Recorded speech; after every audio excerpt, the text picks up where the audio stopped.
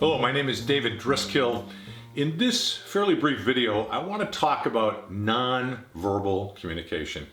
It's used, the term nonverbal communication is often referred to as body language. And that's a good term because your body speaks. It shows interest, it shows attention, it can show fear, it can show anger, happiness, sadness. So we know our bodies speak and we observe others physically and often define how they're feeling and what they think and their level of interest based on their body. And if you think about it, body language is far, far older than spoken language. Interestingly, it was first studied significantly and academically by Charles Darwin way back in 1872. Another researcher you should look at in terms of body language is Albert Mehrabian. He's really viewed as a pioneer in the 20th century and into the 21st century on body language.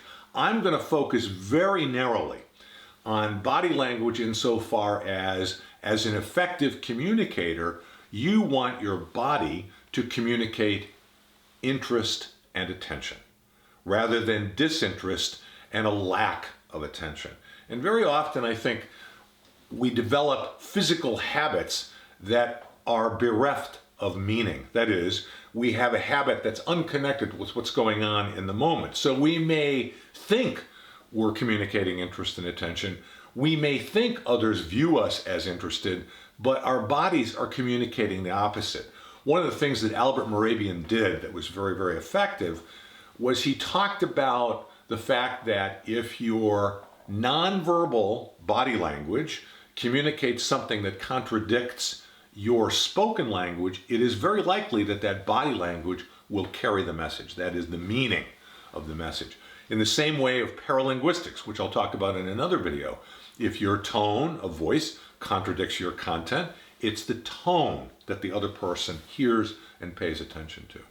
So how do you communicate interest and attention to another person? So you're in a meeting, or you're in a one-on-one, even a conference call, quite frankly, although the skills work a little bit differently in an electronically mediated communication. So let's focus on a one-on-one communication, or you're in a meeting in a conference room. Number one is eye contact. Now, eye contact should be viewed as very distinct from staring. Staring at someone is often off-putting, it'll make them nervous. When you're making eye contact, you're looking at the person's face, you're looking at the person's eyes in order, once again, to show interest and attention. Be careful of tricks here.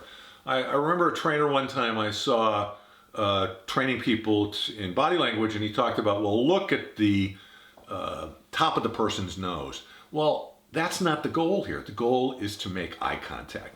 By the way, with regard to eye contact, if you notice that as you make eye contact with someone, they look away, that they're uncomfortable with too much eye contact, break off.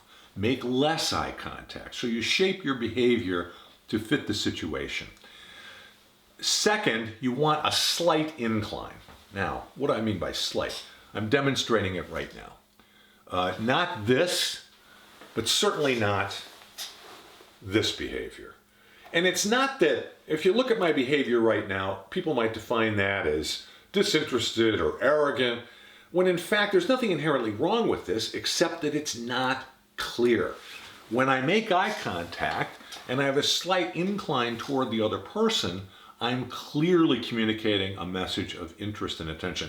And I credit, by the way, a researcher named Robert Karka for that phrase, interest and attention, because that's a very clear way to describe this. Look at the photograph that I'm putting up right now, and you can see an example of someone demonstrating eye contact and the incline. As you look at that photo, by the way, I might suggest she almost has too much of an incline. And by the way, if you notice other people are backing away from you as you incline toward them, then reduce your incline, because you're clearly getting too close. In fact, you might want to open that distance up. And distancing is part of communicating interest and attention. Give people room. Another point, finding the right distance, using supportive gestures. So for example, if I want you to respond to a question, I might at the same time I ask that question use a gesture. And I'm exaggerating a bit here, but I might have my hands open and suggesting I'm interested in your input. So using supportive gestures. And by contrast, you want to diminish gestures and behavior that might be a distraction. So for example, try to keep your hands below your neck. Every time you bring your hands up around your face, that potentially is a distraction.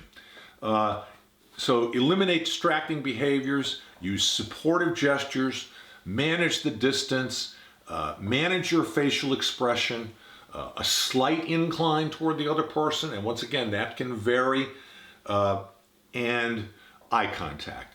And as you demonstrate these behaviors, interestingly and not surprisingly, they put you into a perfect position to observe the other person for their level of eye contact, for their communication of interest and attention. So what can you do with what we just talked about? I'm looking down now to make sure that I don't leave anything out. I have my notes taped onto the camera. It's more important to me to get the content out than to look real smooth here. So there's at least a couple of ways to practice. Number one, in a meeting, observe others. What are they communicating with their body?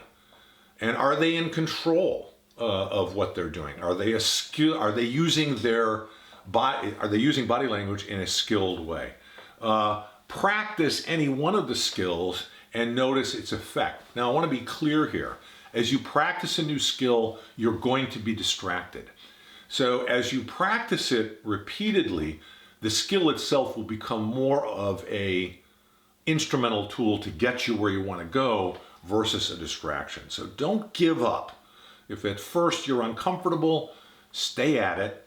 Try the incline, try the eye contact, try making supportive gestures.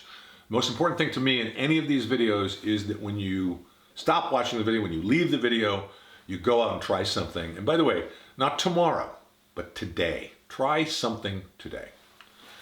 Keep watching. Lots of videos out there. We'll be producing them about once every 8 to 10 weeks. We've got 6 or 7 out there right now. As I'm making this video, we'll have more as time goes by. Hit subscribe, hit like, as that's feedback for me. Thank you very much.